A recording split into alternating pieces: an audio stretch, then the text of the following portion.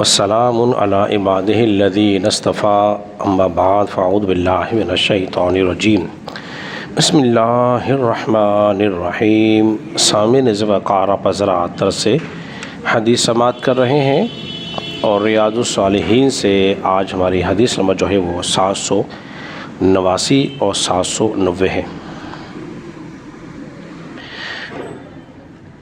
حضرت ام سلمہ رضی اللہ تعالیٰ عنہا فرماتی ہیں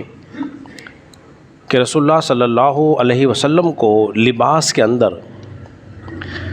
سب سے زیادہ قمیص جو تھی وہ زیادہ پسند تھی، اور جو روایت ترمذی کے اندر موجود ہے، اسماء بنت یزید انصاریہ رضی اللہ تعالیٰ عنہ فرماتی ہیں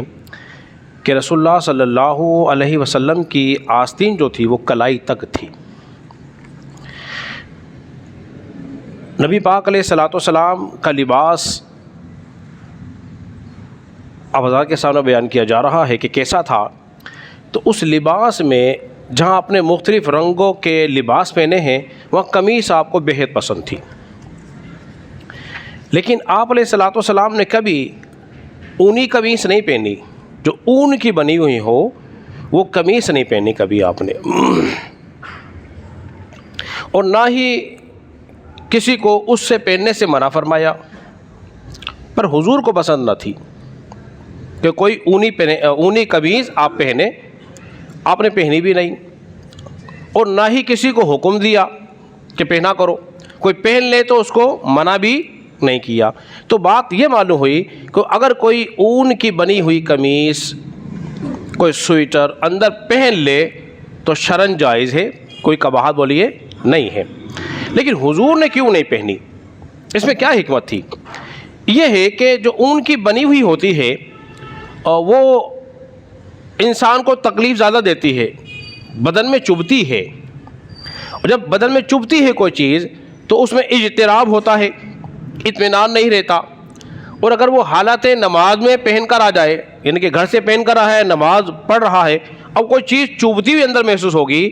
تو اس کی طبیعت نماز میں بولیے نہیں لگے گی۔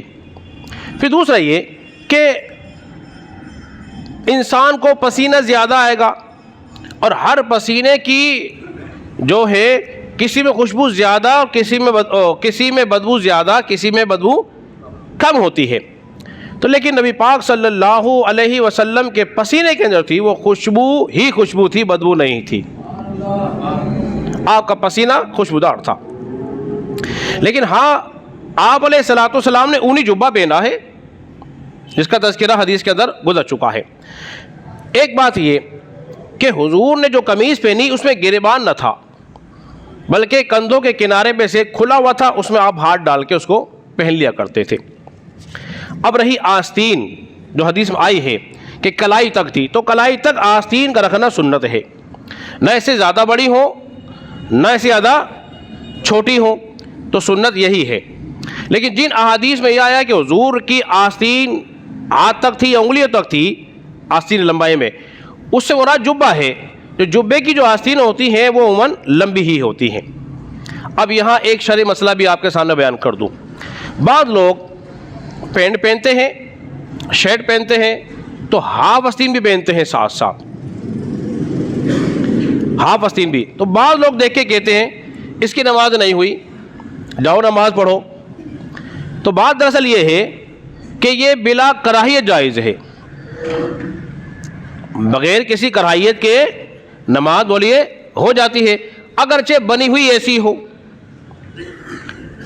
فولڈ نہ کیا ہوا ہو تو اس کو جائز ہے۔ لیکن ہاں، اس کے بعد دوسرے کپڑے موجود ہیں، وہ چاہے تو نماز کے اوقات میں بدل کے آ جائے تو اب اس کے لیے کیا ہے، ایسا کرنا مکروہ ہوگا، مکروہ تنزیہی ہوگا۔ وہ چاہتا ہے وقت بھی ہے، فارغ بھی ہے، کوئی کام کاج بھی نہیں، چاہے تو بدل کر آ جائے پڑھ لے، اور پھر نہ پڑھے تو اب مکروہ تنزیہی ہوگا۔ لیکن وہ کسی سفر میں ہے، کہیں کام کاج پہ جا رہا ہے، تو اب اگر وہ ایسی قمیض پہن لے جس کی آستینیں آدھی کلائی سے اوپر ہوں تو اس کی نماز شرعاً جائز ہے، کوئی قباحت والی نہیں ہے۔ اللہ رب العزت کی بارگاہ میں دعا کریں خالق کائنات ہم سب کو سمجھنے اور عمل پیرا ہونے کی توفیق عطا فرمائے۔